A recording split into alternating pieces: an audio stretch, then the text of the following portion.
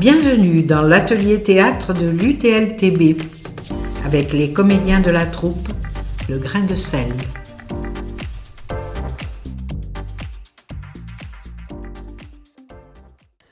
Amis de l'UTL, bonjour. Je suis Michel Borel. Je fais partie dans le cadre de l'UTL de l'atelier théâtre Le Grain de Sel, animé par Mercedes Tormaux.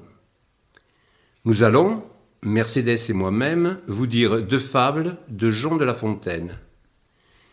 Les obsèques de la lionne et Le chat et un vieux rat. Dans la première fable, Les obsèques de la lionne, Jean de La Fontaine nous dit combien il exècre les courtisans qui annihilent jusqu'à leur pensée pour la fondre avec celle du roi. L'entrée en scène du cerf, qui, par une attitude opposée à celle des courtisans, va par un subterfuge arriver à émouvoir le roi et même à en obtenir une récompense. Je vous donne à penser. Le cerf, ne serait-il pas La Fontaine lui-même ?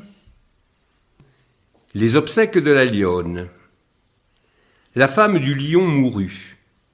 Aussitôt, chacun accourut pour s'acquitter envers le prince de certains compliments de consolation, qui sont surcroît d'affliction. Il fit avertir sa province que les obsèques se feraient un tel jour, en tel lieu, ses prévôts y seraient, pour régler la cérémonie et pour placer la compagnie. Jugez si chacun s'y trouva. Le prince aux cris s'abandonna, et tout son antre en résonna. Les lions n'ont point d'autre temple. On entendit à son exemple rugir en leur patois messieurs les courtisans. Je définis la cour, un pays où les gens, tristes, gais, prêts à tout indifférent, sont ce qu'il plaît au prince, ou s'ils ne peuvent l'être, tâchent au moins de le paraître. Peuple caméléon, peuple singe du maître, on dirait qu'un esprit anime mille corps.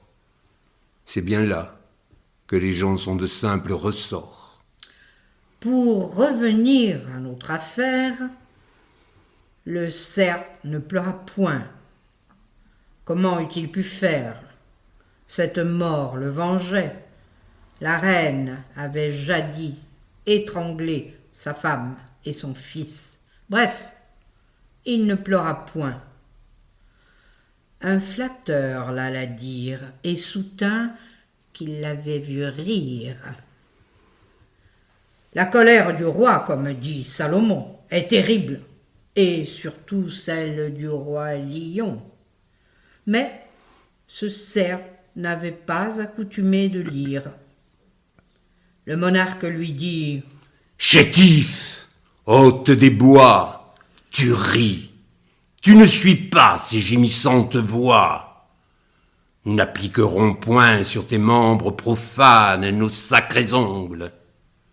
Venez, loup, vengez la reine, immolez tous ce traître à ces augustes mânes. » Le cerf reprit alors « Sire, le temps de pleurs est passé, la douleur est ici superflue. Votre digne moitié, couchée entre les fleurs, tout près d'ici m'est apparue, et je l'ai d'abord reconnue. Ami, m'a-t-elle dit, garde que ce qu'on voit, quand je vais chez les dieux, ne t'oblige à des larmes. Aux champs élysiens, j'ai goûté 1000 charmes, conversant avec ceux qui sont saints comme moi. Laisse agir quelque temps le désespoir du roi, j'y prends plaisir. À peine on eut ouï la chose, qu'on se mit à crier « Miracle, apothéose !» Le cerf fut un présent, bien loin d'être puni. Amusez les rois par des songes, flattez-les, payez-les d'agréables mensonges. Quelque indignation dans leur cœur soit remplie, ils goberont l'appât, vous serez leur ami.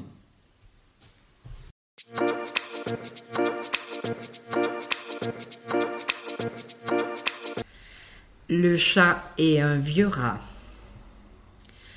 Une ample comédie à 100 actes divers et dont la scène est l'univers. C'est ainsi que La Fontaine a lui-même défini ses fables.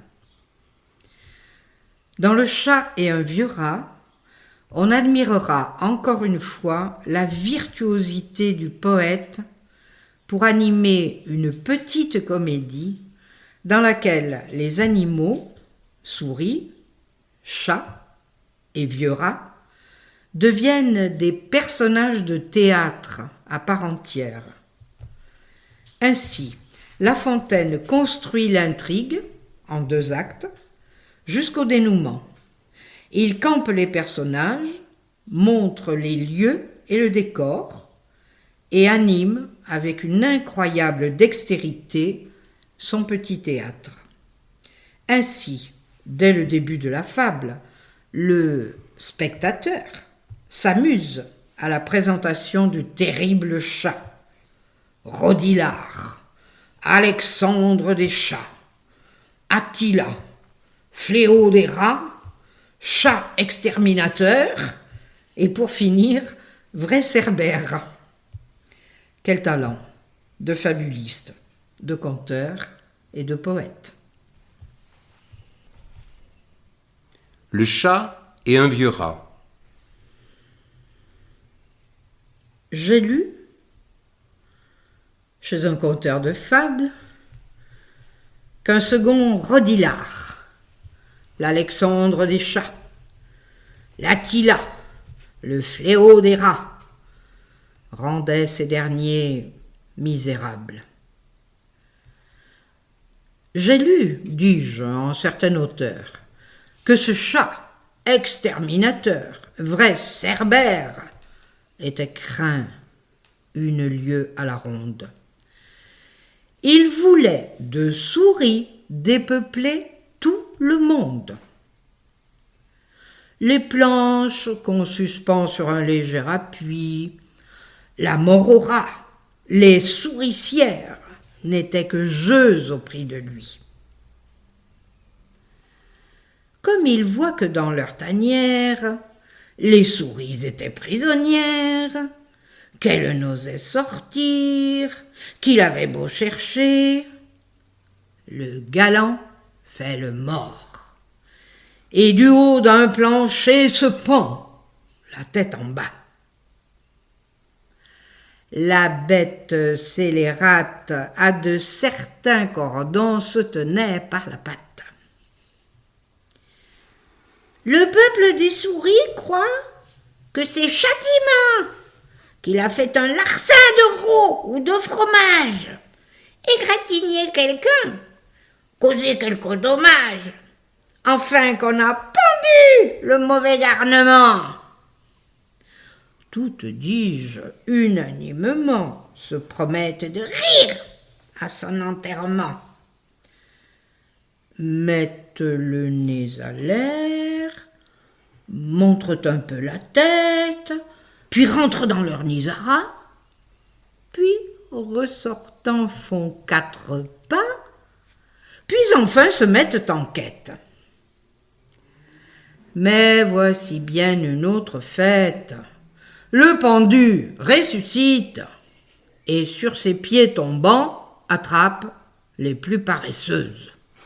Nous en savons plus d'un, dit-il en les gobant. Ces tours de vieille guerre et vos cavernes creuses ne vous sauveront pas.